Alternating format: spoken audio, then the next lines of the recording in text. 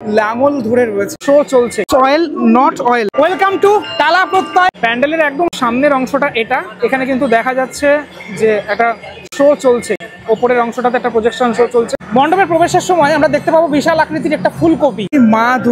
মা দুর্গার যে রূপ, দেখো মা এখানে কিন্তু লাঙল ধরে রয়েছে এবং মায়ের এরকম রূপ আমার মনে হয় না তোমরা আগে কখনো দেখেছো। পুরো টোটাল এই জায়গাটা কিন্তু অপূর্ব সুন্দরভাবে ফুটিয়ে তোলা হয়েছে।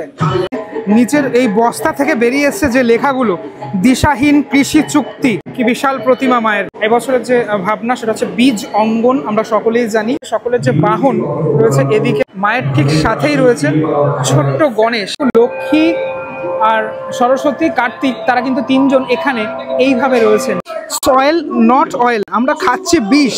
এই যে জমিতে কীটনাশক ব্যবহার করা হচ্ছে, যার ফলে শিশু থেকে বয়স্ক সবাই অসুস্থ হয়ে পড়ছে।